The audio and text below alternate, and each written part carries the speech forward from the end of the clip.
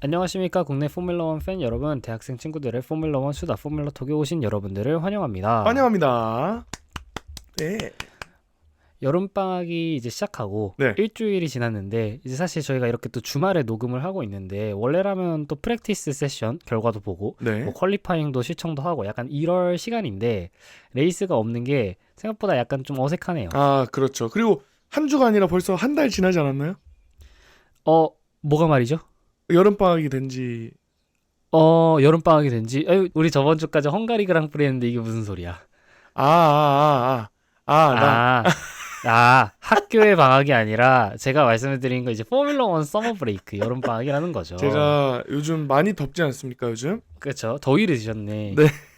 제대로 먹고 왔습니다. 갑자기 무슨 말을 하나 했네요. 어질어질하네요. 대학교는 저희 뭐 한 달이 뭡니까? 한 달 반 가까이 됐죠, 지금. 저희가 6월 그렇죠. 거의 말쯤에 이제 종강을 했으니까. 그리고 사실 또 그렇습니다. 최근에는 또 이제 수강 신청 기간이라 가지고 또 수강 신청을 하고 있지 않습니까? 그렇죠. 저희는 또 다음 주입니다. 저도 이제 돌아오는 주에 딱 하고, 저희는 또 약간 이런 학교별로 사실 수강 신청 정책 같은 것들이 되게 다른데, 저희는 이렇게 좀 미리 담아놓고 좀 추첨을 하는 그런 시스템을 갖고 있거든요. 추첨을 해요? 네. 뭐 미리 약간 담아놓고 추첨을 하는 그런 게 있어가지고, 그래서 추첨도 하고 이제 이러고 있습니다. 그래서 추첨을 저번 주에 했는데 뭐 그렇게 결과가 썩 좋진 않았고, 근데 항상 누가 이기는지 모를 만치, 그러니까 막 정원이 8명인 수업에다가 네. 막 100명이 몰리고 이렇기 때문에 아, 항상 언제 하든 간에 별로 그렇게 효과가 있지는 않다. 한 번도 별로 뽑혀본 적이 없다. 그러면 추첨이라면 말 그대로 진짜 그 랜덤으로 돌려버리나요? 아니면 뭔가 근데 뭐 그런 식인데, 이게 약간 개인별로 좀 뭐 예를 들어 저는 이제 연세대 같은 경우에는 제가 네. 알기로 제가 친구 중에 이제 연세대 친구가 있어서 알고 있는데, 네. 거기는 약간 투자를 하는 식으로 학생들한테 포인트를 줍니다. 음. 예를 들어서 나한테 50포인트가 있어. 그러면 수업을 자기가 듣고 싶은 수업에다가 베팅을 해서 그 포인트를 더 많이 건 사람일수록 일단 우선순위를 뽑히는 거야. 근데 이제 학생들별로 포인트가 똑같이 배분이 되다 보니까 이게 한정적이지 않습니까? 그러니까 약간 항상 딜레마인 거지. 어느 과목에다가 내가 50포인트를 싹 다 박으면은, 그러면 이 과목은 무조건 잡을 수 있기는 해. 근데 문제는, 그렇지만 그렇지만 그런 경우에는 예를 들어 3학점짜리 하나 잡아 나왔지만 나머지 거의 5개, 6개 되는 수업들은 진짜 선착순으로, 정말 우리 수강 신청할 때처럼 선착순으로 운빨을 시험을 해야 된다라는 거고, 그럼 반대로 되게 20포인트, 20포인트, 10포인트 이렇게 배분을 하면은 정말 극적인 경우로 3개 다 어쩌다가 이렇게 턱걸이로 성공을 할 수도 있겠지만, 반대로 말하자면 하나도 안 될 수가 있다. 그렇죠. 왜냐하면 몰빵한 애들이 있을 거니까. 맞죠. 그리고 제가 알기로는 게다가 예를 들어서 정말 인기가 많은 수업이야. 그래서 뭐 예를 들어 정원이 10명인데 네. 50포인트를 다 넣은 친구들이 10명이 넘어. 그러면 거기서 또 이제 랜덤 깡을 돌린다고 합니다. 그러니까 50포인트를 다 넣었다라고 해서 그렇게 하더라도 정말 인기 많은 수업은 사실 못 들어갈 수도 있다. 제가 알기로는 거기서부터는 아마 성적순으로 하는 걸로. 거기서부터 성적순. 예. 그런 식으로. 그래서 어쨌든 항상 그런 딜레마가 있지 않나, 이런 거고. 이 선착순이 아닌 게 어딥니까, 사실. 그죠. 어떻게 보면 굉장히 또 공평한데, 항상 그러다 보니까 이제 연세대 친구들 사이에서는 이 수강 신청 시즌만 되면 모의 투자 대회가 열린다고 이런 이야기를 하기도 합니다. 자, 그래서 어쨌든 그런 일들이 있었고, 자, 어쨌든 저희가 이제 시즌이 절반이 넘었습니다. 총 24번의 라운드가 이번 2025 시즌에 계획이 되어 있었는데, 이번에 저번 주에 헝가리 그랑프리를 맞추면서 저희가 14번째 라운드까지 끝냈고, 이제 서머 브레이크가 끝난 뒤 이젠 단 10개의 그랑프리밖에 남지 않았습니다. 네. 그래서 어쨌든 시즌의 중반부를 넘었고, 또 여름방학을 맞이한 김에 오늘 저희가 준비한 코너는 바로 시즌 팀별 중간 점검 1편입니다. 그래서 오늘 바로 리뷰해볼 팀은 위에서부터 맥라렌, 페라리, 그리고 메르세데스까지 이 세 팀들을 한번 보도록 하겠습니다. 포인트 순일까요? 그죠? 팀별로 포인트 순위대로 이제 저희가 내려갈 테고, 저희가 2편 그리고 3편 이제 일주일마다 하나씩 이제 내도록 할 텐데, 그래서 뭐 순위표대로 이렇게 좀 자르기도 하고, 그리고 마지막에 가서는 여름방학 중에 있었던 뭐 이슈 정리들과, 그리고 또 내년 시즌 아우디와 캐딜락에 관한 그런 이야기들도 들려드릴 생각입니다. 네.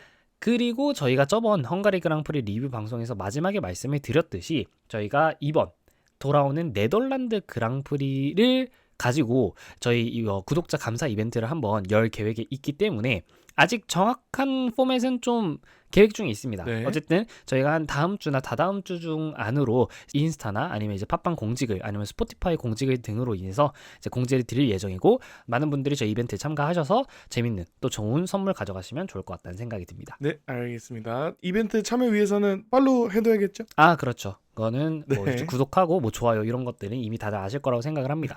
저희가 거의 몇 달까지는 아니고 한 몇 주간 거의 못해도 3주간 그 정도가 특히나 팟빵을 저희가 구독자를 이제 항상 좀 눈여겨보고 있는데 98명에서 계속 멈춰 있다가 제가 이 반년 가까이 이 저희 포뮬러 톡을 진행을 하면서 최초로 구독해달라는 말씀을 처음으로 드렸어요. 그렇죠. 저희 첫 방송 때쯤이나 이제 뭐 앞으로 이제 저희 활동 보시려면 구독 부탁드린다 뭐 이런 느낌이었지만은 그렇죠. 어느 정도 이제 저희가 좀 이제 리뷰하고 프리뷰, 뭐 피트스탑 이슈 정리 뭐 이런 것들 이렇게 좀 포맷이 정해진 이후로는 한 번도 이렇게 딱히 명시적으로 말씀을 드린 적이 없었는데 네. 또 제 그런 이제 외침을 들으신 건지 단 하루 만에 저희가 그 방송이 되자마자 4명이 늘어서 정확하게 딱 102명이 됐습니다. 축하드립니다. 첫 세자리죠. 102명이 됐고 그리고 또 그냥 여기저기서 많이 들어주시는 것 같아요. 지금 저희가 팟빵에 있는 스포츠 카테고리로 저희가 이것을 이렇게 올리고 있는데 네. 근데 보니까 이제 오늘 스포츠 카테고리 종합 4위에 올라가고 있습니다. 근데 포디움에 오르기는 살짝 힘들 것 같다.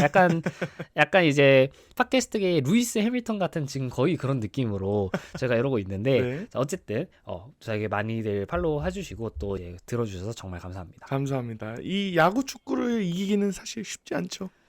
아, 그죠. 뭐 야구랑 축구 너무 파이가 크고 저희 나라 안에서도 사실 뭐 최근에 또 손흥민 선수가 LA로 간다던가 뭐 이런 것도 있었고 야구는 뭐 저도 사실 굉장히 오래된 야구 팬이긴 합니다만은 지금 저희 나라에서 사실 정말 완전 인기 스포츠 아닙니까? 우리나라 야구 팬들 하면은 또 그 강세를 이길 수가 없습니다. 파워가 엄청나기 때문에.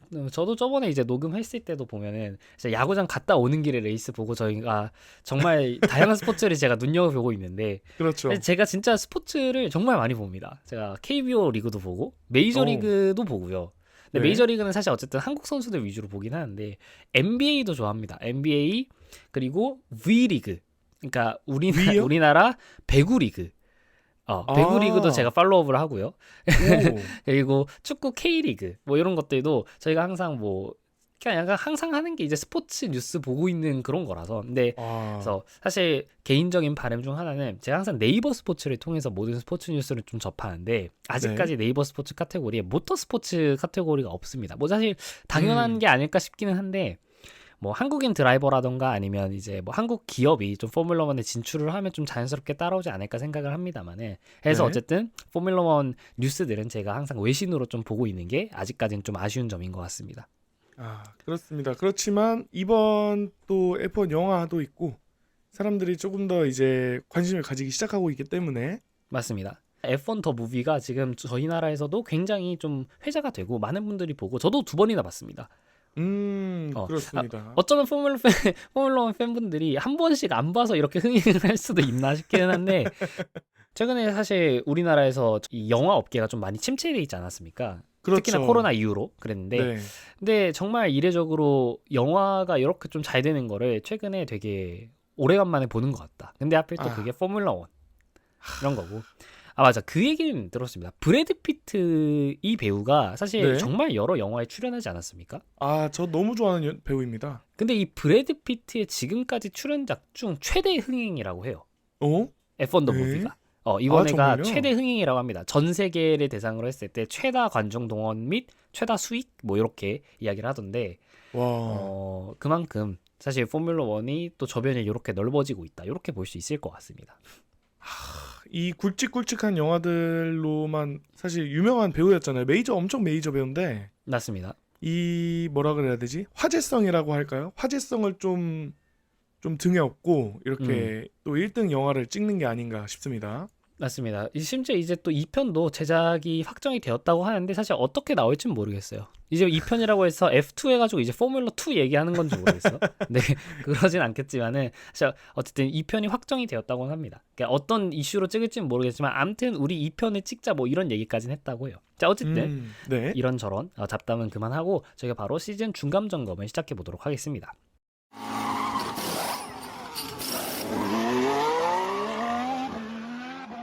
일단은 자 포뮬러 1 창립 75주년을 맞이한 2025년은 그야말로 권력의 지각 변동이 일어난 시기라고 할 수 있겠습니다. 네. 수년간 지속된 레드불의 시대가 저물고 그리고 이젠 갑자기 맥라렌이 압도적인 선두주자로 부상하는 그런 한 해가 되었는데요.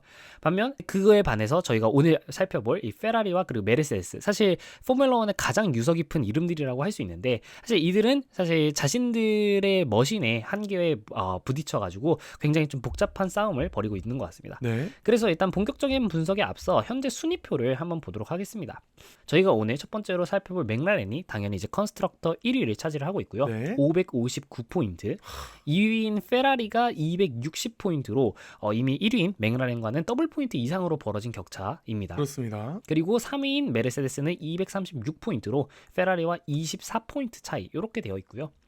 드라이버들을 보자면은 오스카 피아스트리 선수가 284포인트로 드라이버 챔피언십 1위, 바로 팀메이트인 랜도 노리스 선수가 275포인트로 9포인트 차이로 2위, 네. 3위는 레드불 레이싱의 막스 베르스타펜 선수가 187포인트, 그리고 4위가 메르세데스의 조지 러셀 172포인트, 5위와 6위가 페라리의 르클레르와 해밀턴 151포인트와 109포인트, 그리고 7위가 안토넬리 64포인트로 굉장히 부진한 레드불의 이 세컨드 드라이버를 제외하고서는 어쨌든 이 4강팀의 7명이 전부 어쨌든 엎치락 뒤치락 하고 있는 이런 형국이라고 볼 수 있겠습니다. 네, 그렇습니다. 자, 일단 맥라렌을 보도록 하자면은 작년 후반기의 상승세를 이어받아 올 시즌 정말 포뮬러 1의 새로운 지배자로 군림을 하고 있는데, 아무래도 이 2025 시즌 전반기 동안 맥라렌이 가장 강세, 좀 우세를 보였던 부분이라고 한다면은 이 차량의 문제가 사실 굉장히 큽니다. 사실 선수들도 네. 굉장히 좀 좋은 선수들이 있는 것도 맞습니다만, 이 맥라렌의 이번 시즌 차량인 MCL 39, 요 머신이 정말 지금 현대 포뮬러 1의 가장 최고의 머신이라는 거에는 아무도 이견이 없을 것 같아요. 이 역사를 통틀어서도 1등 같습니다. 맞습니다. 게다가 이 차량이 문제는 뭐냐면 빠른 것도 빠르지만은 특정 상황에서만 빠른 것이 아니라 그야말로 모든 상황에 빠르다. 이게 사실 굉장히 큽니다. 괜히 공학의 정점이라는 얘기가 나오는 게 아니겠죠? 그렇죠. 저속 및 고속 코너, 건조하거나 젖은 노면, 퀄리파잉과 레이스 페이스를 가리지 않고 최상의 성능을 발휘하는 다재다능함, 요것을 갖추고 있기 때문에 사실 맥라렌뿐만이 아니라 레드불이나 메르세데스 차 항상 뭐 빠르다 하지만 굉장히 항상 애를 먹었던 거는 이 작동 범위가 굉장히 너무 적다. 이런 얘기를 저희가 수번 드렸지만은 맥라렌 차량은 정말 최적의 성능을 발휘를 하면서도 동시에 작동 범위가 굉장히 넓은 그런 모습을 보여주고 있다. 이렇게 볼 수 있겠습니다. 네, 그 각각의 성능에 따른 그 육각형이 그 육각형 자체가 커버리는 상황인 거죠.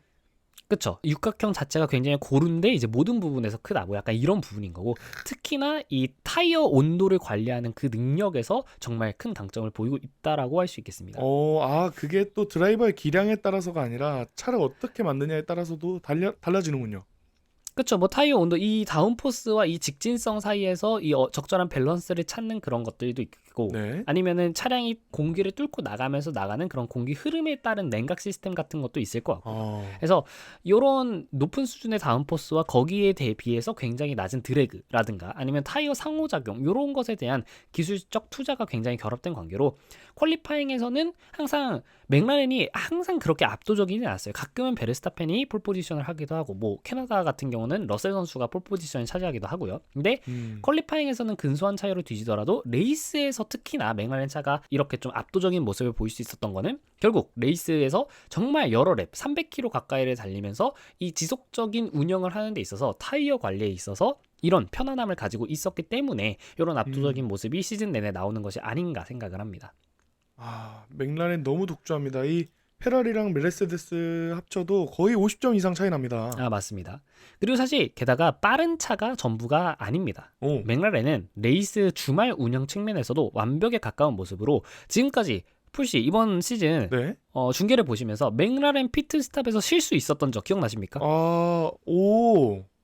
그것도 없습니다. 그러고 보니 그죠? 없습니다. 네, 피트스톱을 꾸준히 그리드에서 가장 빠른 수준을 기록을 했으며 전략적인 부분에서도 특별히 실수라고 할 만한 부분이 없을 정도로 굉장히 공격적인 접근 방식을 수차례 성공시켰습니다. 원래 맥라렌과 레드불이 약간 피트스탑에서 좀 양대산맥 느낌이었는데 이번에 레드불이 조금 약간 페라리처럼 좀 실수가 잦았어요.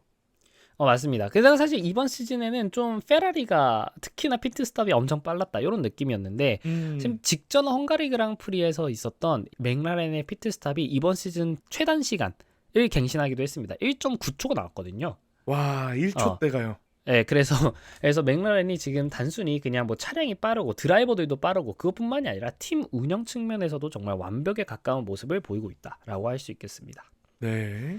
자, 시즌 후반기를 전망을 해볼 때 컨스트럭터 챔피언십에서 거의 300점에 가까운 압도적인 리드를 고려하면 아무래도 맥라렌이 이번 시즌 우승하는 것은 거의 확실시 되는 것 같은데요. 이제 아무래도 팀의 주된 과제는 내부 드라이버 간의 리스크 관리, 치열한 타이틀 경쟁을 관리하고 그리고 차량의 이 완벽한 밸런스를 해치지 않으면서 개발을 지속하는 것입니다. 그러니까 사실 메르세데스의 차량이 업그레이드를 가져왔는데 오히려 차량이 더 몰기 어려워지는 그런 결과들을 보면은 뭐 프론트 윙이 문제야. 그래서 프론트 윙을 바꿨어. 그럼 마치 저희가 뭐 F1 더 무비에 나왔던 이 에이펙스 GP처럼 딱 이렇게 사이드 포드 하나 바꿨더니 갑자기 뽕 하고 이렇게 살아나 이게 안 된단 말이죠, 현실은. 그렇죠. 이 차량의 밸런스라는 게 있는데 리어를 어떻게 바꿨어? 그럼 그게 또 프론트와 어떻게 상호작용해서 생각보다 더 안 좋은 결과를 더 나을 수도 있고 뭐 서스펜션을 이렇게 바꿨어? 서스펜션은 괜찮아진 것 같은데 갑자기 이 바뀐 서스펜션 때문에 또 어떻게 다른 문제들이 발생할 수 있고 근데 맥라렌은 이런 부분에서 이런 밸런스를 지금 굉장히 잘 맞춰놨기 때문에 앞으로 개발을 지속을 한다면 이 밸런스를 깨트리지 않고 하는 거죠. 예를 들어 뭐 이 영어권에서 이런 말이 있지 않습니까? 돈을 벌긴 쉽지만 번 돈을 유지하는 것은 어렵다. 그런 이야기가 또 있나요? 그러니까 이런 것처럼 밸런스를 찾기도 어렵지만 이 밸런스를 찾은 뒤에 이것을 유지하면서 개선시키기는 더 어렵다는 거죠. 그 육각형을 유지하면서 아까 얘기해 주신 것처럼 뭐 하나 건드리면 다른 게 삐끗나고 이런 경우들이 있잖아요. 그렇죠. 그 레드불의 RB20이 전설을 썼을 때 유지하는 모습이 힘들어 보이는 걸 보면은 맥라렌도 뭔가 특단의 조치를 좀 취해야 될 것 같습니다. 앞으로도 1등 자리를 유지하려면. 맞습니다. 이게 항상 시험을 볼 때 제가 몇 번 말을 했던 것 같은데 시험이요? 저희가 같이 이제 학교 생활할 때 제가 몇 번 말씀을 드렸던 것 같은데 네. 50점에서 80점 올리기보다 95점에서 100점 만들기가 더 어렵다 이런 겁니다. 근데 이 얘기는 뭐냐면 그러니까 95점에서 100점을 만들려면 단순히 5점짜리 문제를 더 맞춘다가 아니라 원래 맞았던 95점을 똑같이 맞으면서 동시에 하나를 더 맞춰야 돼.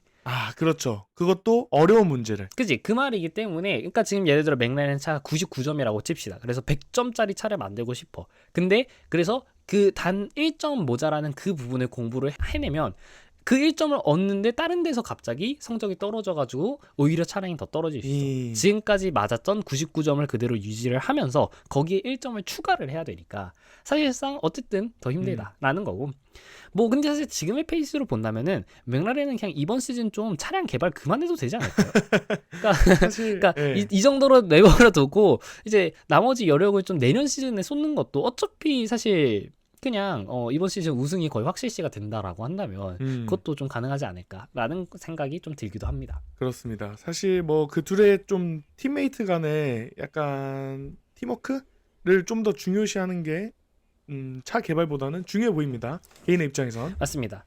그래서 이런 맥라렌의 지배력은 단순히 가장 빠른 차를 가졌기 때문이 아닙니다. 가장 효율적으로 사용할 수 있는 차를 만들었고 뛰어난 전략과 이것이 완벽한 운영 능력으로 이어지는 선순환 구조가 만들어졌다는 거죠. 그러니까 차량이 빨라. 차량이 빠르니까 전략적 유연성이 극대화가 돼. 우리 이렇게 해도 쟤네 따라잡을 수 있어. 이런 식으로 되고 우리 타이어 관리가 잘 돼? 그러면 원스톱도 해봐. 그러니까 전략만 뛰어난 것도 아니고 차만 뛰어난 것도 아니고 사실 여러 개가 한꺼번에 물려있다는 거죠. 차량이 뛰어나니까 드라이버들도 좋아하고 또 타이어 관리가 괜찮으니까 그러면 레이스에서도 이런 전략들을 시도를 해볼 수 있고 그리고 뭐 그렇게 되니까 이제 팀의 사기도 올라가고 그런 피트 크루들이 실수도 안 하고 이런 것들이 계속 선순환되는 그런 구조라는 거고. 그래서 어쨌든 지금 다른 팀들은 자신들의 머신과 좀 싸우고 있는 느낌이란 말입니다. 표현이 딱 맞네요. 그쵸. 약간 페라리 루이스 해밀턴 선수가 헝가리에서 얘기를 했듯이 뭐 차량을 믿을 수 없다라던가 아니면은 안토넬리 선수도 항상 뭐 차량이 몰기 너무 힘들다. 뭐 특히나 이런 부분에 이제 이야기를 하면 항상 나오는 게 베르스타펜 선수죠. 그렇죠. 뭐 차가 그지 같다. 뭐 약간 이런 말을 항상 하는데, 그러니까 이런 느낌이지만 하지만 맥라렌은 사실 지금 생각을 해보면 지금까지 저희가 중계를 보면서 피아스트리나 노리스 선수가 차량에 대해서 불평하는 것을 한 번도 못 들어본 것 같아요. 그렇습니다. 뭐 다른 팀들에서 나오는 뭐 브레이크가 안 된다느니 그지 뭐 리어 타이어가 그지 같다더니 리어가 너무 털린다더니. 그렇죠. 근데 또 굉장히 재밌는 거는 베르스타펜 선수는 우리 차 왜 이렇게 그지 같지라고 말해놓고 그 레벨 폴 포지션을 따거나 뭐 이런 것도 있었지만은, 네. 그러니까 어쨌든 맥라렌 선수들은 좀 그런 부분에 대한 불만이 많이 없다라는 거고, 그러니까 자신들의 머신의 한계와 싸우는 다른 팀들에 비해서는 사실 맥라렌은 우리는 우리의 것들을 정말 믿을 수 있다. 우리는 우리 차를 정말 믿을 수 있고, 우리가 해야 될 거는 정말 그냥 나 자신과 싸워서 이기는 일. 그렇죠. 나 자신과 싸워서 내 최상의 퍼포먼스를 내면 언제든지 우승할 수 있어. 이런 느낌을 항상 이렇게 주고 있는 것이 아닌가라고 생각을 합니다. 그렇습니다. 이제 팀도 역시나 순항 중인데 시즌 24라운드 중 14라운드가 지난 지금 559포인트이기 때문에 시즌으로 따져보면 현재 958포인트 페이스고요.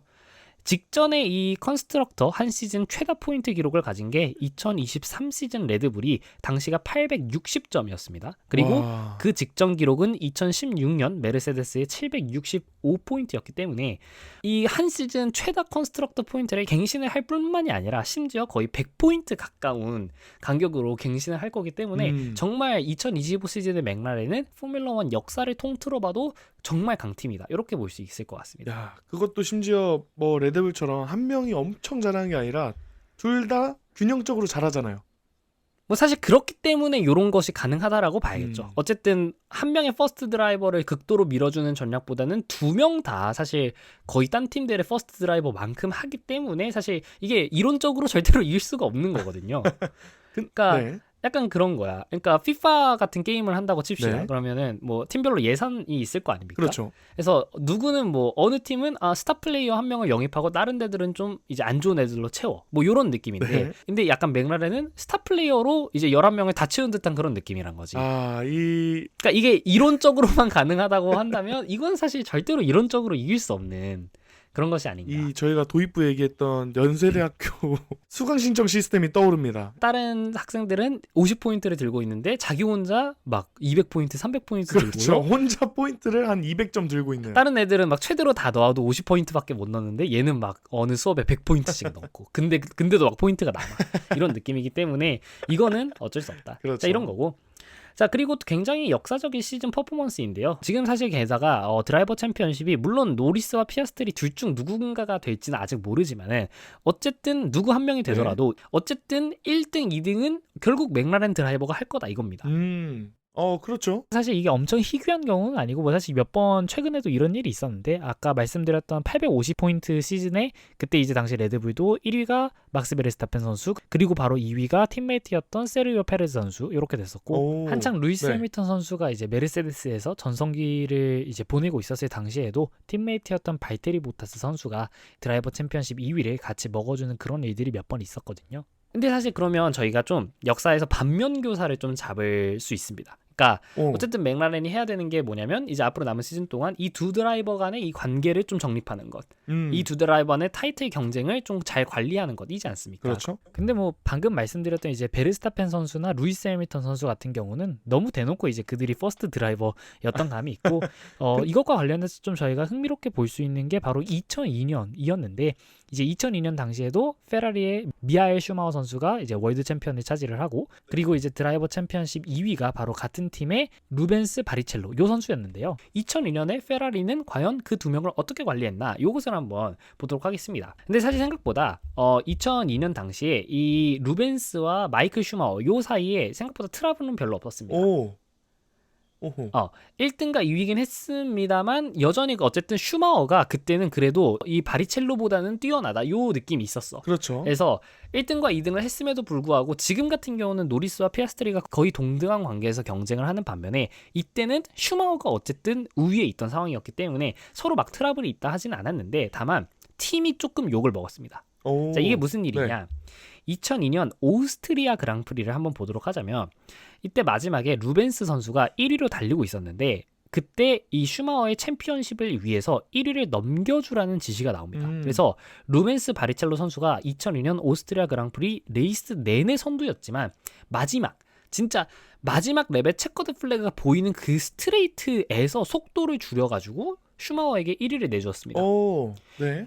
그래서 이것에 대해 포뮬러 1은 스포츠가 아니라 쇼다.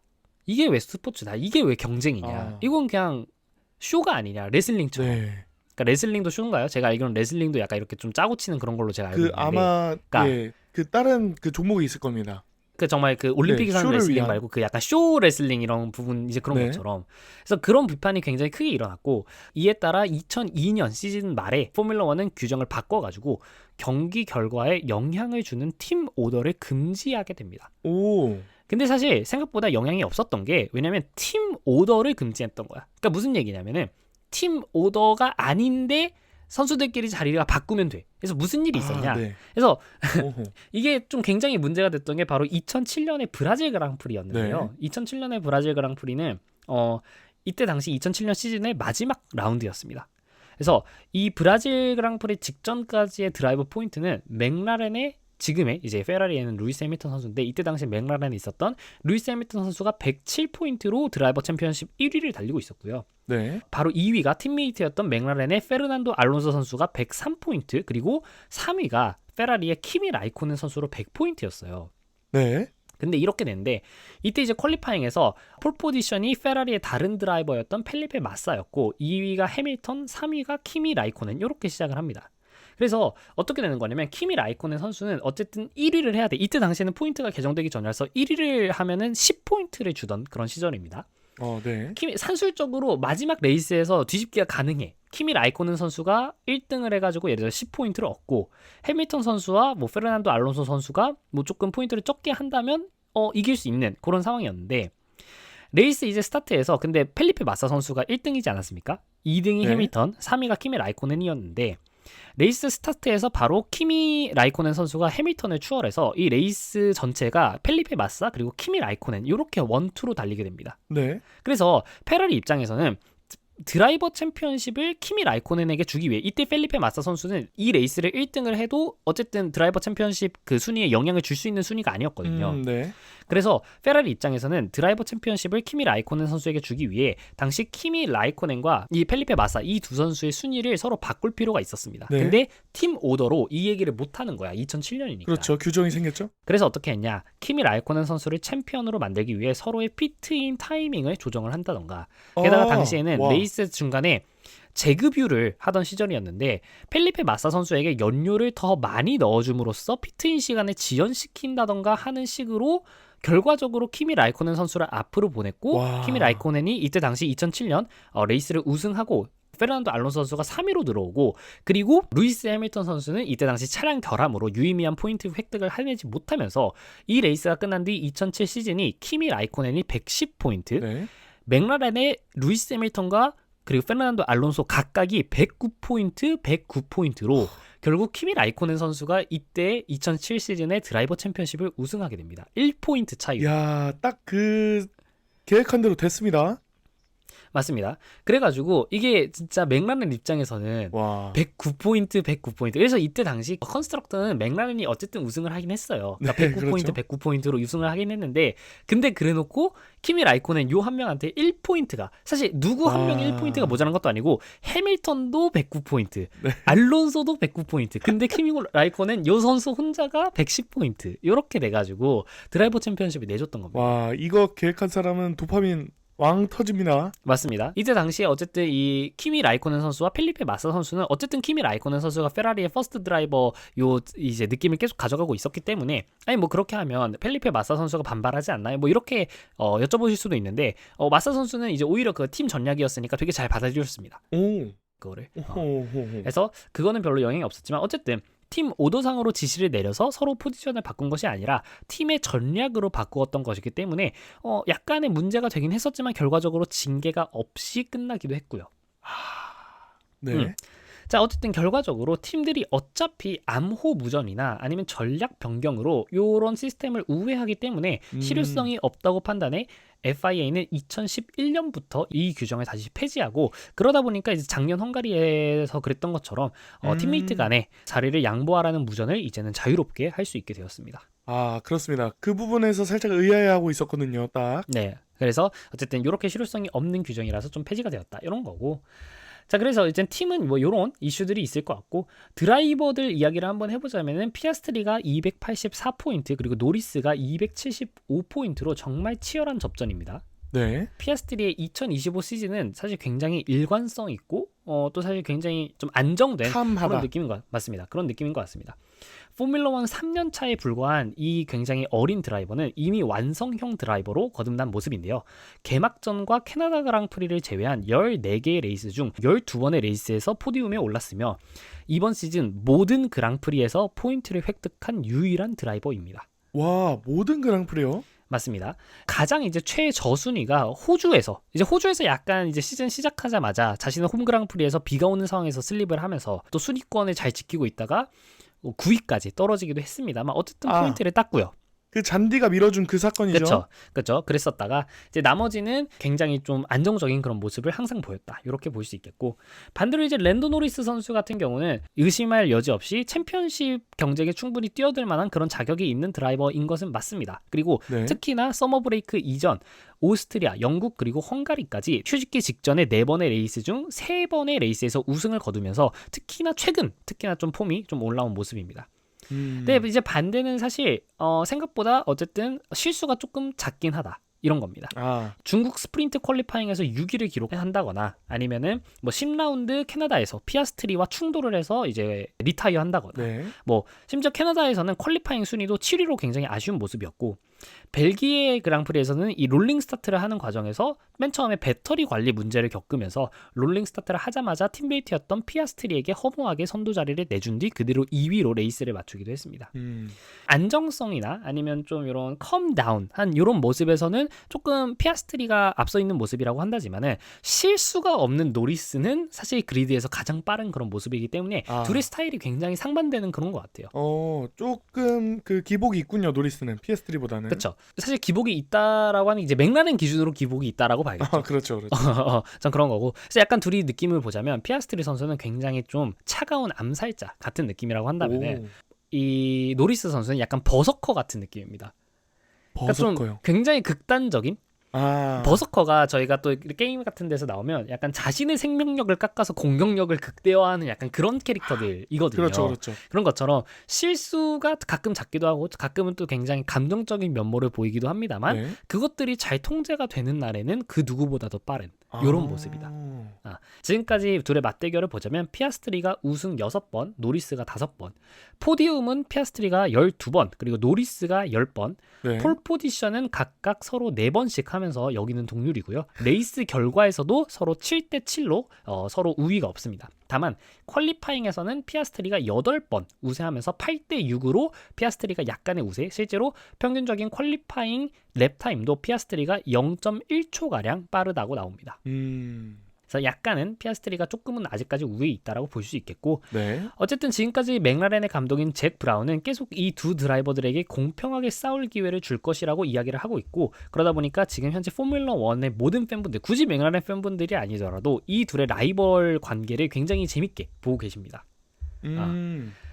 팀은 어쨌든 공개적으로 자유 경쟁을 장려를 하고 있고 2025년 이 드라이버 챔피언십은 단순히 이 드라이버 간의 대결이 아니라 현대 포뮬러 1 팀의 이 운영 방식을 바꿀 수도 있는 약간 그런 시험의 무대라고 할 수 있을 것 같습니다. 이 지금 맥라렌 때문에요? 그쵸. 지금까지 레이스에서 우리가 팀이 성공하기 위해서는 정말 빠른 한 명의 퍼스트 드라이버와 이를 잘 보조해줄 사이드킥이 필요하다라고 여겨졌지만 이것을 제대로만 관리할 수 있다면 2명의 퍼스트 드라이버를 가지는 것이 결국 팀 운영에 효과적이다라는 것을 입증하게 되는 첫 해일 수도 있고요. 그렇기 때문에 이번 시즌 이 맥라렌의 이 시즌 성공이 다른 팀들의 앞으로의 선택들에 있어서도 과연 어떤 결과를 맞이할지 좀 볼 필요가 있을 것 같습니다. 그런 식으로 이어져 왔던 여태까지의 흐름의 판도를 바꿀 수도 있다. 그렇죠, 맞습니다. 하지만 그럼에도 불구하고 이 시즌 후반으로 갈수록 압박감은 결국 더욱 거세질 것이며 특히나 이제 누가 정말 그러니까 한 번의 레이스를 이기고 이런 건 괜찮아. 다음 주에 레이스가 또 있으니까. 하지만 이번 시즌 드라이버 챔피언십 이 누가 될 것인가. 정말 마지막 레이스, 마지막 그랑프리 하나를 앞두고서 둘이 포인트 차이가 1, 2포인트밖에 차이가 안 나. 그러면 과연 이들은 정말 이성적으로 그냥 난 다음에 또 하지. 이렇게 서로를 이렇게 좀 공정한 경쟁으로 보내줄 수 있을 것인지. 그럴 수 없죠. 그러시기 때문에 이 두 명이 자유롭게 레이스를 하게 두는 바로 이런 철학이 챔피언십 경쟁이라는 혹독한 시련을 견뎌낼 수 있을 것인지 지켜보는 게 매우 흥미로울 것으로 전망이 됩니다.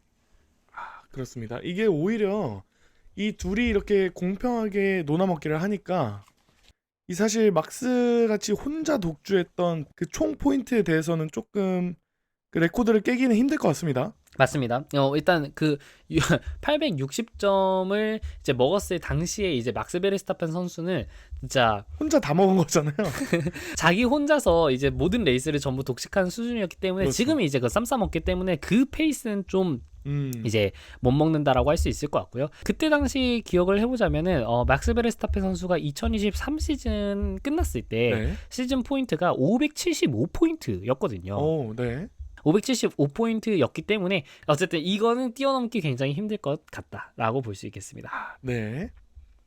자, 이렇게 볼 수 있겠고, 앞으로 남은 시즌 동안 맥라렌의 가장 큰 적은 바로 자기 자신입니다. 차를 개발하는 데 있어서도 이제는 더 이상 뭐 다른 팀과의 경쟁에서 이기기 위해 업그레이드를 가져온다, 이것보다는 진짜 말 그대로 차량을 업그레이드 시키기 위한, 그냥 스스로를 개선하기 위한 그런 업그레이드만 남은 그런 상태이고요. 네. 게다가 이 두 명의 드라이버들 역시 그 안에서의 경쟁이 있지, 사실 3위인 뭐 베르스타펜 사실 견제가 안 되는 수준으로 벌어져 있거든요. 아, 그렇죠. 그렇기 때문에 결국 맥라렌의 가장 큰 적은 바로 자기 자신이다, 이렇게 볼 수 있을 것 같습니다.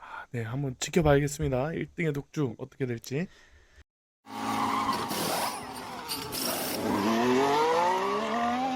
자, 그리고 그럼 바로 다음 팀인 페라리로 넘어가 보도록 하겠습니다. 페라리는 현재 컨스트럭터 포인트 260포인트로 2위를 마킹을 하고 있는데요. 네.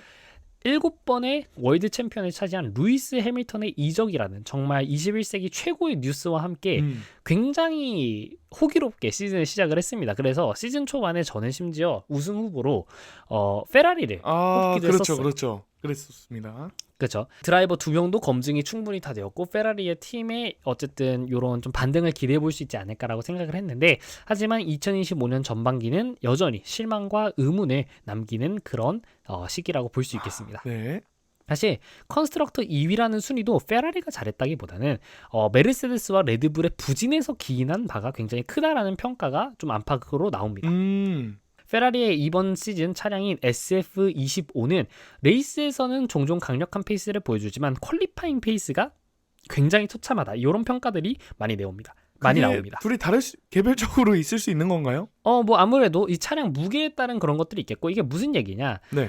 사실 문제의 근원은 차량의 언더플로어와 서스펜션에 관련된 기계적인 부분으로 보이는데, 페라리는 플랭크, 그러니까 그 차량 바닥에 나무판 있지 않습니까? 네, 그렇죠. 이것의 과도한 마모를 피하기 위해서 지속적으로 최적의 지상고보다 차체를 조금 높게 설정해서 달리곤 했습니다.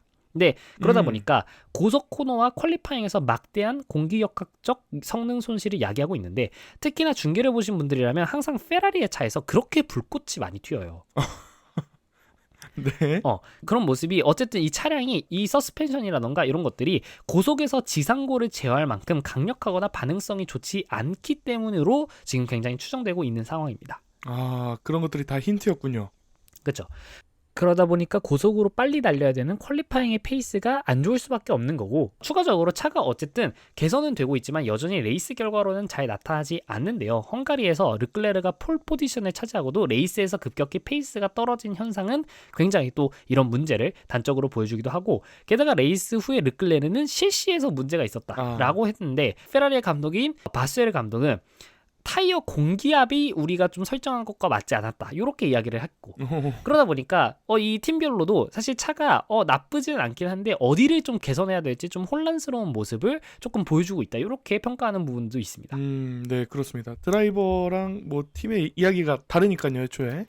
맞습니다. 그리고 페라리는 어쨌든 여름 휴식기 이후 올해 이 SF25 머신에는 주요한 업그레이드가 없을 것이다 라고 이미 입장을 내놓았는데요. 네. 아무래도 2026 시즌을 위한 준비라고 볼 수 있겠습니다. 그리고 이미 시즌 초중반부터 이미 SF25에 대한 풍동 시험을 이미 끝냈다. 그러니까 앞으로의 모든 풍동 시험은 2026 시즌의 머신을 위한 것이 될 것이다 밝혔었기 때문에, 네. 결국 페라리의 현실적인 목표는 컨스트럭터 2위 자리를 메르세데스로부터 지키는 것이 될 것으로 보입니다.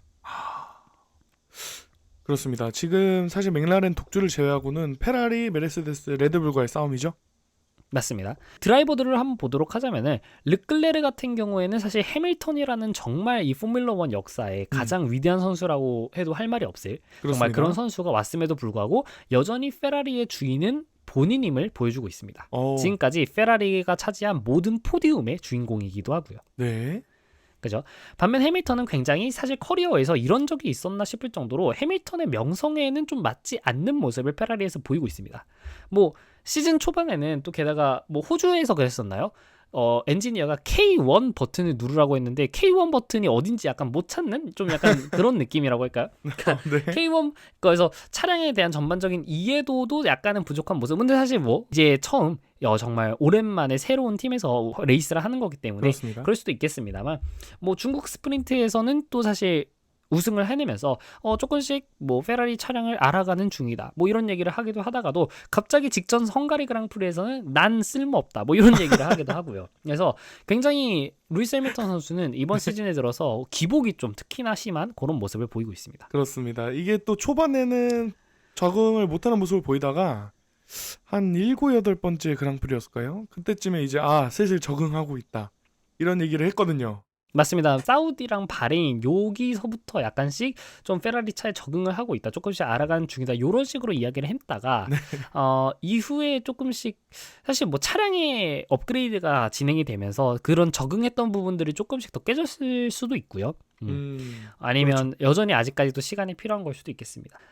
자, 결과적으로 어쨌든 샤를 르클레르 선수는 151포인트 그리고 루이스 해밀턴 선수는 109포인트로 각각 드라이버 챔피언십 5위와 6위에 자리하고 있습니다. 네. 르클레르 선수는 포디움이 5회 그리고 루이스 해밀턴 선수는 포디움이 아직까지 없고요. 두 선수 다 아직까지 우승이 없습니다. 퀄리파잉 맞대결에서는 14번의 레이스 중 샤를 르클레르 선수가 10번 우세하면서 여전히 퀄리파잉에서도 우세한 모습 그리고 레이스 결과에서도 샤를 르클레르 선수가 10대 2로 굉장히 또 좋은 모습 이렇게 보이고 있습니다. 잘합니다. 르클레르. 그래서 평균 퀄리파잉 순위로만 봐도 샤를 르클레르 선수는 평균 퀄리파잉 순위가 5.5위입니다. 루이스 해밀턴 선수는 평균 퀄리파잉 순위가 9.1위거든요. 간당간당하네요. 이제 퀄리파잉 페이스로만 보자면은 이 탑 10 안에 들기도 좀 힘들다. 이렇게 볼 수 있을 것 같습니다. 우선 그 상위 4강팀 8명에는 들지 못하는 모습입니다. 맞습니다. 자, 결국 이 시즌 후반부에 페라리가 반등을 하기 위해서는 어쨌든 그러니까 반등이라기보다는 2위를 따라오는 메르세데스의 추격을 뿌리치기 위해서는 르클레르의 스텝업, 정말 우승 드라이버가 되기 위한 스텝업, 그리고 동시에 해밀턴 선수가 조금 더 잘해줄 필요가 있습니다. 하지만 일각에서는 문제는 결국 드라이버가 아니라 페라리의 차라는 말도 굉장히 많이 나옵니다. 결국 이 두 드라이버들 간의 차이가 페라리 차에 대한 적응 문제다 이렇게 보는 것인데 수년간 페라리에서 경험을 쌓은 르클레르는 이 차를 다루는 법을 터득했지만 챔피언 시절 굉장히 안정적이고 굉장히 예측 가능한 메르세데스의 차량을 몰던 루이스 해밀턴 선수는 이 정말 매 주마다 달라지는 이 차의 성향에 굉장히 좀 신뢰를 보내지 못하고 있다 이렇게 보는 그런 측면도 있습니다. 약간 이 좀 팬들 사이에서는 페라리의 팀 문제가 약간 밈화될 정도잖아요. 그렇죠. 약간 전략적인 문제들이 좀 그런 밈화가 되기도 하죠. 네. 그렇기 때문에 페라리가 2026 시즌에는 반드시 더 다루기 쉬운 차를 만들어야 한다는 압박으로 작용할 가능성도 이렇게 볼 수 있겠습니다. 그렇습니다. 피할 수 없습니다.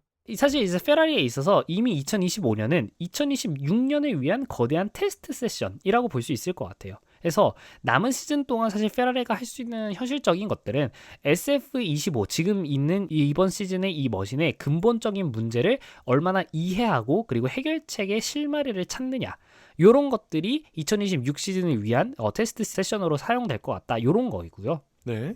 사실 개인적으로는 어쨌든 모나코 때도 르클레르 선수가 우승을 못하지 않았습니까? 그렇죠.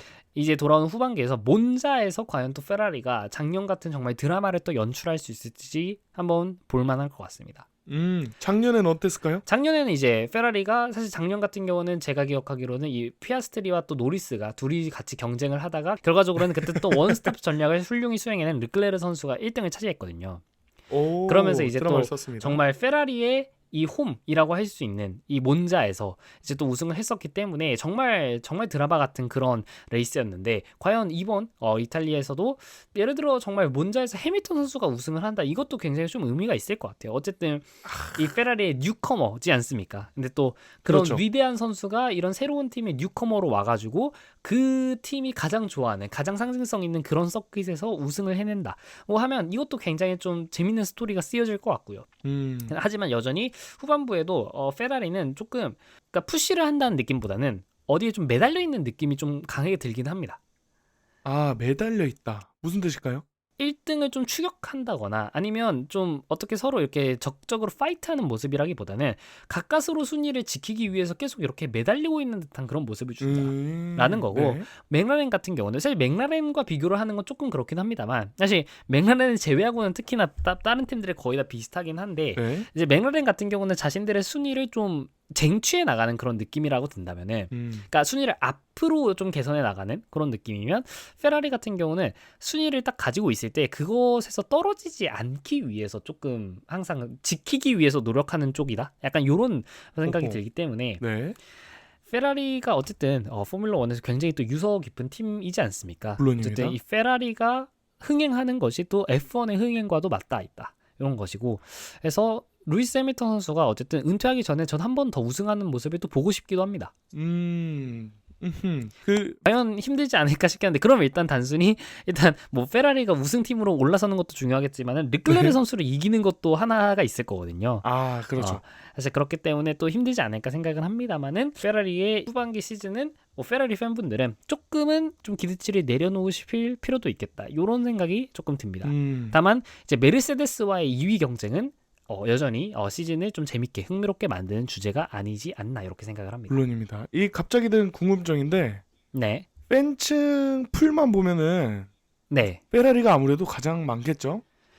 아무래도 그렇죠. 그러니까 특히나 이제 좀 올드한 팬분들 중에서는 좀 그럴 것 같고요. 최근 들어서는 글쎄요. 이게 뭐 통계가 나와야지 말이죠. 이게 뭐 약간 전 세계 뭐 기독교 믿는 사람들, 뭐 불교 믿는 사람들 이게 또 통계가 있는 것도 아니고. 그렇죠. 근데 팬층으로 본다면 사실 아무래도 페라리가 가장 크지 않을까라는 생각이 들긴 합니다. 당연히 포뮬러 1 역사 초창기부터 가장 있었던 그런 팀이기도 하고요. 네. 다만 근데 사실 2008년도 이후로는 지금 뭐 한 번도 컨스트럭터 우승이 없기 때문에 약간 어떻게 보면 KBO로 치자면 약간 롯데자이언츠 같은 느낌이라고 할까요? 오. 롯데자이언츠. 근데 그래도 페라리는 그래 옛날에 우승을 하긴 했거든. 근데 롯데는 아직까지 좀 굉장히 오랫동안 못 하고 있지 않습니까? 그래서 이 근데- 야구 얘기는 위험할 수 있습니다. 그럼에도 불구하고 어쨌든 롯데자이언츠가 굉장히 또 인기 팀이지 않습니까? 그렇죠. 그런 것처럼 페라리도 좀 얼추 비슷하지 않나. 그리고 롯데도 어쨌든 원년 때부터 있었던 굉장히 이 유서가 깊은 팀인가요? 자, 뭐 어쨌든 그런 거기 때문에. 자, 그래서 페라리는 잘 되면 좋겠습니다. 잘 되면 좋겠습니다.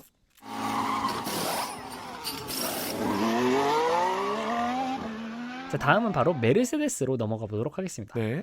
메르세데스는 자 현재 236포인트로 2위인 페라리에게 24포인트 뒤진 컨스트럭터 챔피언십 3위를 마크를 하고 있는데요. 네.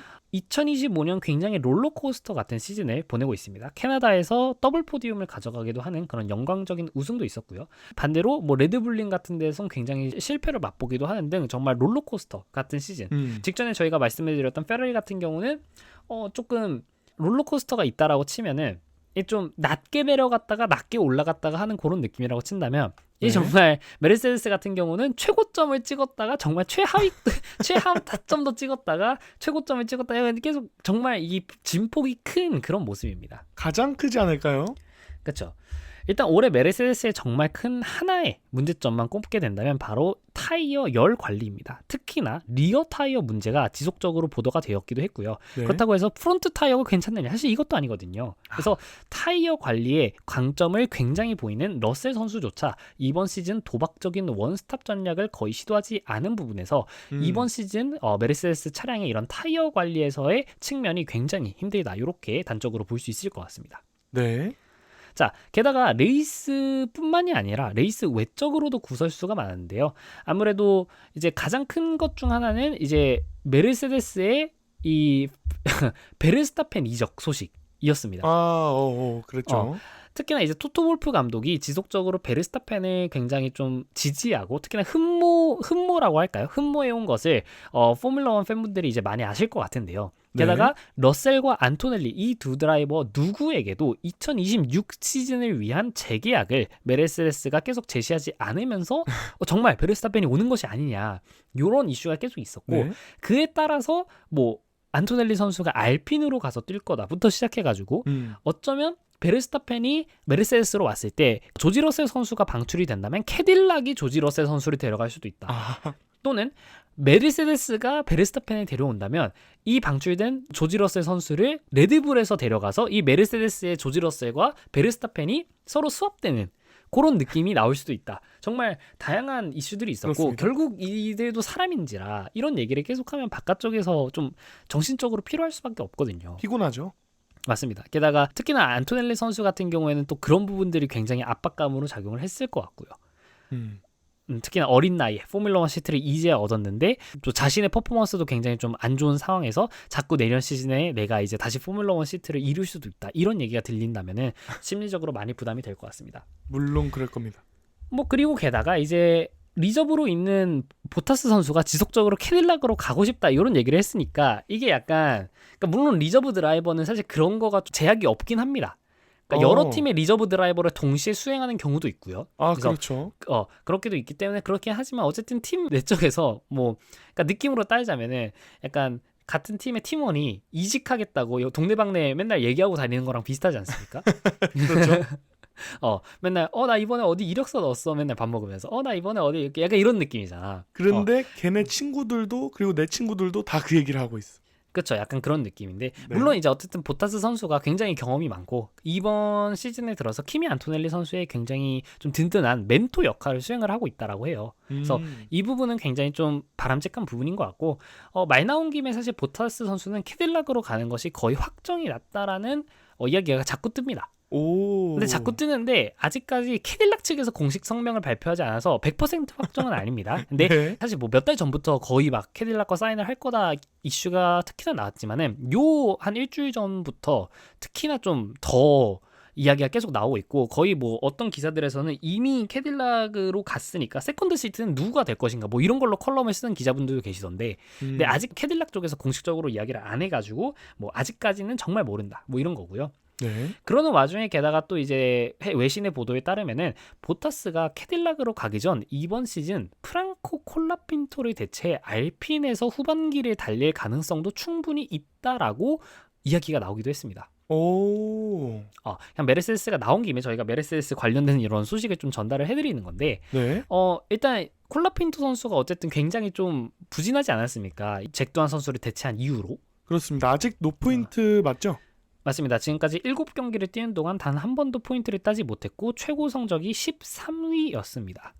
그러다 보니까 메르세데스의 토토 볼프가 보타스가 콜라핀토를 대신하여 후반기에 알핀에서 뛸 수 있도록 추진 중이며 이 경우 8월 말에 열리는 네덜란드 그랑프리부터 보타스가 콜라핀토를 대체할 수 있다라는 이야기가 나옵니다. 다만 알핀 측에서는 보타스의 영입을 고려한 적이 없다라고 이야기를 했지만 지금 굉장히 콜라핀토의 광팬으로 알려졌던 브리아토레 이분조차도 지금 콜라핀토가 좀 못하고 있다라는 걸 인정하시는 그런 모습을 보였습니다. 네. 귀엽습니다. 브리아토레는 이미 콜라핀토의 성적에 대해 전혀 만족스럽지 않다라고 밝혔고 브리아토레는 좀 약간 좀 자신의 좀 의지로 뭐라고 할까요? 그러니까 브리아토레가 대놓고 우리 두한 대신 콜라핀토를 올리자라고 해서 콜라핀토가 시트를 얻었다는 게 밝혀진 적은 없지만 근데 팬분들 대부분이 그렇게 생각을 하지 않습니까? 옛날부터 이 브리아토레 이분이 콜라핀토를 좋아했던 거를 이미 알고 계시고 그리고 잭두안이 물론 노포인트긴 했지만 루키임에도 불구하고 이렇게 빨리 대체되고 그리고 동시에 브리아토레가 그렇죠. 팀 수석 대행을 같이 맡으면서 원래 있었던 감독이 사임하고 내려간다던가 뭐 이런 것들이 좀 정치적인 이슈가 있지 않을까 이 콜라핀토의 콜업과 관련해서 이런 것들이 계속 이야기가 나왔었는데 이 브리아토레조차도 지금 콜라핀토의 성적에 대해서 전혀 만족스럽지 않다라고 언급을 여러 번 했기 때문에 사실 좀 입지가 흔들릴 수도 있는 그런 상황입니다. 사실은 누구보다 속상한 거는 콜라핀토 본인일 겁니다. 맞습니다. 그리고 이제 보타스 선수 같은 경우는 만약에 진짜 내년에 캐딜락에 뛴게 된다면 이렇게 알핀으로 가서 뛰는 게 이런 다시 감각을 일깨우는 그런 시간이 될 수도 있을 거고요. 게다가 실제로 거기 가서 조금이라도 성과를 낸다면은 정말 더 큰 세일즈 포인트가 되겠죠. 내가 이만큼이나 한다. 나 사실 죽지 않았다. 내년에 캐딜락도 기대해볼만 하다. 이런 느낌을 줄 수 있기 때문에 뭐 보타스 입장에서도 굉장히 좀 구미가 당기는 제안이 아닐 수가 없을 것 같은데 어쨌든 알핀 측에서는 아직까지 보타스 영입을 고려하고 있지 않다라고 부인하고 있습니다. 네. 다시 메르세데스 이야기로 돌아가 보면 어쨌든 메르세데스 역시 개발의 상당수 부분을 현재 2026년으로 옮긴 상황이기 때문에 혹시나 현실적인 목표는 컨스트럭터 2위를 두고 페라리와 경쟁하는 것일 것 같습니다. 그렇습니다. 얼른 추격해야 됩니다. 맞습니다. 자, 드라이버 이야기를 해보자면 어쨌든 해밀턴이 나간 빈자리를 채우는 것은 새로운 루키 키미 안토넬리 선수와 그리고 이제는 퍼스트이자 시니어 드라이버로 팀과 그리고 팀메이트인 루키를 이끄는 러셀에게도 정말 큰 도전이 아닐 수 없을 것 같았는데 네. 드라이버인 러셀은 정말 이번 시즌 꾸준한 활약을 보여주면서 이런 여러 논란들을 굉장히 좀 잠식시켰습니다. 그렇죠. 지난 몇 년간 뭐 실수가 너무 잦다. 재능이 있는 것은 맞지만 메르세데스의 퍼스트까지는 아니다. 뭐 이런 얘기. 네. 뭐 중위권 팀의 퍼스트 드라이버 요 정도가 어울린다. 뭐 이런 여론들도 이제 팬들 간에 있었습니다만 이제 러셀이 메르세데스를 이끌기 충분하다. 요런 이 이야기에 반기를 드실 분은 별로 많지 않을 것 같습니다. 그렇습니다. 그리고 실제로 가끔 뭐 레드불링 같은 데서의 부진은 러셀의 문제라기보다는 어쨌든 이 머신의 문제가 굉장히 크다라고 볼 수 있었겠죠. 오죽하면은 러셀이 이제 국밥 먹여준다 이런 소리가 나왔을 정도로 계속 3, 4위, 5, 6위를 하면서 포인트를 먹여줬습니다. 맞습니다. 그렇다고 해서 1위를 못하냐? 그것도 아니었고요. 캐나다에서는 폴 포지션을 가져가기도 했고 실제 레이스에서 1위를 하기도 했습니다. 그렇습니다. 이번 시즌 정말 우승한 드라이버가 몇 명 안 되거든요. 거의 사실 대부분을 지금 뭐 노리스 선수와 피아스트리가 다 가져가고 가끔 베르스타펜 선수가 우승하고 근데 그렇죠. 이제 거기에 우승 드라이버에 지금 당당히 이름을 올리고 있는 것이 바로 이 메르세데스의 조지 러셀 선수이다. 이런 겁니다. 그렇습니다. 자, 반면 팀메이트인 키미 안토넬리는 사실 정말 F1 역사에서도 굉장히 이례적인 정말 이른 나이의 데뷔이고요. 게다가 사실 최연소 데뷔는 막스 베르스타펜 선수가 가지고 있습니다만 당시 막스도 최연소 데뷔했을 당시 토로 로쏘에서 데뷔를 했거든요. 그러니까 네. 레드불에서 데뷔를 안 하고 레드불의 이 주니어 팀에서 데뷔를 한 거야. 근데 메르세데스와 같은 이런 강팀에서 바로 요런 어린 나이의 드라이버를 쓰는 것 자체가 굉장히 이례적인 일이 아닐 수가 없을 것 같습니다. 네. 그래서 실제로 개막 후 6번의 레이스 중 5번이나 포인트를 획득하며 잠재력을 보여주었고요. 게다가 뭐 캐나다에서 더블 포디움에 오르면서 뭐 이제 3위에 오르기도 하고 마이애미에서는 최연소 스프린트 폴 포지션을 차지하기도 하는 등 충분히 재능이 있다. 이런 평가는 있긴 합니다만은 유럽 시즌에 들어서면서 불운, 기계적 결함, 그리고 신인 특유의 실수가 여러 가지 겹치면서 에밀리아 로마냐 그랑프리부터 벨기에까지 7번의 레이스 중 4번을 리타이어를 하고 6번을 노포인트로 보내는 등 현재는 약간 침체된 모습입니다. 네. 경기 외적으로도 사실 미숙한 모습이 꽤 있었는데요. 예를 들어 홈 그랑프리였던 이탈리아의 에밀리아 로마냐 그랑프리에서는 학교 친구들이 패독에 방문을 하는 등 미디어에 정말 많은 관심을 받았고 실제로 레이스가 끝난 뒤 스스로가 그런 경기 외적인 미디어 활동들 때문에 레이스에서 조금 지친 모습, 레이스에서 조금 집중하지 못했다라고 스스로 인정을 하기도 했습니다. 네, 그렇죠. 그러니까 어쨌든 이런 것들은 이 신인으로서 약간 신나잖아. 우리 홈 그랑프리 처음 해보고 막 친구들이 와서 이 메르세데스 막 견학도 시켜주고 이렇게 하니까 좀 어깨 뽕도 차고 이런 거지만 사실 어쨌든 거기에 집중할 때가 아니었던 건데. 물론입니다. 그래서 그런 거였던. 다행히 헝가리에서 구형 리어 서스펜션으로 교체를 한 뒤 자신감을 되찾는 모습을 보이며 포인트를 오랜만에 정말 추가하는 데 성공을 했습니다. 그래서 키미 안토넬리 선수는 재능은 의심의 여지가 없지만 시즌 후반기에는 꾸준함을 증명해야 하는 그런 과제를 안고 있다라고 볼 수 있을 것 같습니다.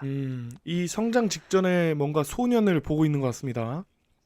맞습니다. 조지 러셀 선수가 현재 지금 172포인트 그리고 안드레아 키미 안토넬리 선수가 드라이버 챔피언십 64포인트로 조지 러셀 선수는 베르스타펜에 이어 4위 그리고 키미 안토넬리 선수는 7위에 이렇게 올라가 있고요. 포디움은 조지 러셀 선수가 6번, 안토넬리 선수가 1번, 퀄리파잉에서는 조지 러셀 선수가 14번의 퀄리파잉 중 13번을 이기면서 확실히 조지 러셀 선수가 퍼스트 드라이버입니다. 그렇죠. 자, 그리고 레이스 맞대결, 실제 레이스에서는 조지 러셀 선수가 모두 키미 안토넬리 선수보다 이겼습니다. 안토넬리 선수가 조지 러셀 선수보다 레이스에서 높은 순위를 기록한 건 이번 시즌에 아직까지 없다라는 거고요. 오. 실제로 이제 퀄리파잉 평균 랩 타임으로만 계산을 해봐도 조지 러셀 선수가 안드레아 키미 안토넬리 선수보다 0.3초 이상 빠른 그런 모습을 보이고 있습니다. 그래서 네. 팀메이트 간의 랩 타임 격차 요것을 봤을 때 1위가 베르스타펜과 츠노다거든요. 네. 근데 뭐 사실 그럴만 하죠. 그러니까 1위 가장 격차가 많이 나는 팀은 베르스타펜과 츠노다. 이 둘의 평균 랩 타임 차이가 퀄리파잉에서 0.66초 이렇게 되는 거고 2위가 알론소와 스트롤. 페르난도 알론소 선수가 스트롤 선수보다 평균 0.3초, 0.316초고요. 네. 단 0.01초 차이로 러셀과 안토넬리가 이제 0.315초 차이로 이제 이 부분 3위를 기록을 하고 있습니다. 그래서 그만큼 러셀 선수가 안토넬리 선수보다는 여전히 압도적인 모습을 보이고 있다. 이렇게 볼 수 있을 것 같습니다. 네. 이제 메르세데스는 현재 과도기에 있는 그런 측면이 있습니다. 아까 이제 방금 폴 씨가 말씀을 하셨듯 팀의 현재를 책임지는 안정적인 리더 러셀과 미래를 책임질 잠재력을 갖고 있는 안토넬리를 보유하고 있고 그러다 보니까 아직까지는 약간 그러니까 당장의 순위로 좀 이어지는 않겠지만은 좀 미래가 기대되는 팀 중 하나다. 이렇게 볼 수 있을 것 같아요. 그렇습니다. 러셀은 팀의 중심을 잡으며 꾸준히 포인트를 쌓는 안전한 선택지의 역할을 완벽히 수행하는 반면 안토넬리는 포뮬러1의 높은 벽을 실감하며 아직까지는 성장통을 겪고 있는 분위기입니다. 하지만 그럼에도 불구하고 메르세데스의 수석 엔지니어인 앤드류 쇼블리는 현재 메르세데스 차량이 다루기 어렵다. 그건 인정한다. 그것과 동시에 조지 러셀은 그런 차조차도 언제 믿을 수 있고 언제 푸시해야 될지를 본능적으로 알지만 안토넬리는 아직 경험 부분에서 그런 부분이 부족하고 그렇기 때문에 메르세데스는 그러니까 우리 엔지니어들은 차를 더 운전하기 편하게 만들어야 하는 숙제가 있다 이렇게 인정을 하기도 했습니다. 그러니까 안토넬리 탓은 아니다. 우리 이제 차량이 좀 그지 같았다. 이렇게 인정을 한 거죠 엔지니어가. 훈훈합니다. 결국 메르세데스의 후반기 관제는 굉장히 명확합니다. 러셀을 중심으로 페라리의 2위 싸움에서 승리함과 동시에 안토넬리가 압박감 속에서도 꾸준히 성장할 수 있는 환경을 제공해 2026년 또 그 이후까지 안토넬리를 팀의 퍼스트 드라이버로 키워내야 되는 발판을 마련하는 것이 남아있도록 하겠습니다. 그렇습니다. 기대해 보겠습니다. 저희가 준비한 이 세 팀의 리뷰가 끝났고 그러면 이제 폴 씨가 봤을 때 세 팀 중에 가장 기대되는 후반기가 기대되는 팀이라고 한다면 좀 어떤 팀을 꼽을 수 있을까요? 물론 메르세데스입니다. 어떤 부분에서 그렇죠? 사실 조지 러셀은 항상 아까도 말씀드렸다시피 항상 잘 해오고 뭔가 안정적인 기둥 같은 느낌이라면 네.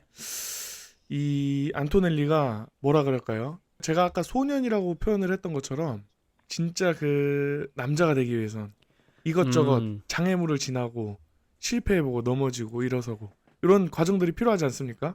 맞습니다. 그 과정을 심지어 전 세계가 지켜보는 한 사람한테 쏠리기 때문에 그것마저도 좀 넘어서는 모습을 보기를 좀 기대를 하는 것 같습니다. 저도 모르게. 맞습니다. 뭐 이제 뭐 맥라렌은 사실 너무 항상 이기기 때문에 뭐 이 팀은 뷰포인트라 그냥 이기는 걸 계속 보시면 되고요. 그렇죠. 페라리 같은 경우는 어쨌든 르클레르와 해밀턴 물론 이 두 드라이버도 주목할 만하죠. 나름대로의 스토리가 있긴 하지만 어쨌든 이미 충분히 또 검증이 된 드라이버들 아닙니까? 그렇습니다. 그래서 그런 것들이 있긴 하지만 메르세데스 같은 경우는 정말 조지 러셀 선수와 그리고 또 키미 안토넬리 선수 둘 다 정말 새로운 도전을 이어나가고 있지 않습니까? 그렇죠. 이 메르세데스라는 강팀에 이 주니어부터 시작해가지고 올라온 완전 홈그로운 유망주인 러셀 이 선수가 과연 이제 또 메르세데스의 퍼스트 드라이버 자리에 적합한지 그거를 또 이제 계속 증명해 나가는 과정과 또 안토넬리 선수는 그냥 좀 스타성이 있다라고 해야 될까요? 그러니까 나이가 일단 너무 어리고 동시에 심지어 그 나이가 어린데 메르세데스의 드라이버잖아. 그러니까 그렇죠.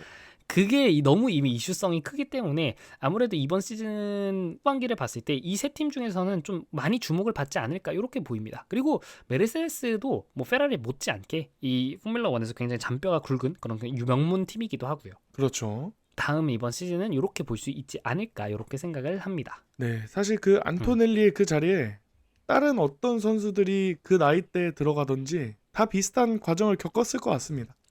맞습니다. 뭐 사실 지금 저희가 뭐 포뮬러 2에 있는 선수들을 보면은 안토넬리 선수보다 어린 선수들도 되게 많거든요. 아니 뭔 소리야? 안토넬리 선수보다 나이가 막 2, 3년씩 더 먹은 선수들도 되게 많습니다. 그렇죠. 그러니까 사실 정말 안토넬리 선수가 지금 포뮬러 1에 있는 거는 정말 역사적으로 봐도 굉장히 이례적인 결정이라고 할 수 있겠고 그렇기 때문에 힘든 건 당연하긴 합니다만 저도 사실 메르세데스 팬으로서 키미 안토넬리 선수를 어쨌든 이번 시즌만 보고서 데려온 게 아니란 말입니다. 그렇죠. 앞으로가 또 훨씬 더 기대되는 드라이버이기 때문에 다른 팀들이 뭐 당장에 메르세데스가 너는 지금 성적 좀 구리잖아 뭐 이렇게 할 수 있지만 이제 여전히 메르세데스 팬분들은 그렇지만 우리는 아직 미래가 있다.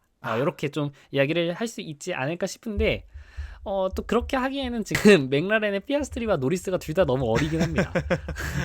그렇죠. 피아스트리도 루키 소리를 듣잖아요, 아직. 피아스트리 선수가 01년생으로 이제 지금 24살, 그리고 노리스 선수가 네. 99년생으로 이제 아직까지 생일이 안 지나서 25살이기는 한데 뭐 안토넬리 선수는 거의 뭐 이들보다 거의 10년 가까이 어리니까요. 그렇죠. 신생하죠. 어쨌든 넥스트 제너레이션이라고 할 수 있겠습니다. 근데 생각보다 노리스 선수랑 피아스트리 선수가 나이가 많네요. 저는 제 느낌상은 둘이 22, 23 요 정도로 생각을 했는데 24, 25입니다. 이게 그렇게 느낀 이유가 아쉬운 얘기지만 저희가 좀 나이를 먹어서 그럴 수도 있겠습니다. 네. 그러니까 둘 다 동생처럼 느껴지는 그런 부분들이 있었는데 사실 되게 동년배였다 이런 거죠. 그렇습니다. 나와 나이를 좀 비교를 해보면 그렇죠. 약간 그렇게 느껴지잖아요. 자, 그런 거였고 자, 그럼 어쨌든 저희 오늘 리뷰 방송은 여기서 마무리하도록 하고 저희 다음 방송은 바로 뒤에 있는 레드불부터 시작해서 다른 중위권 팀들까지 바라보는 그런 리뷰 방송으로 또 찾아뵙도록 하겠습니다. 네, 레드불, 윌리엄스, 에스턴 마틴이 되겠죠? 맞습니다. 거기까지 저희가 6위까지 하도록 하겠습니다. 네, 알겠습니다. 수고 많으셨습니다.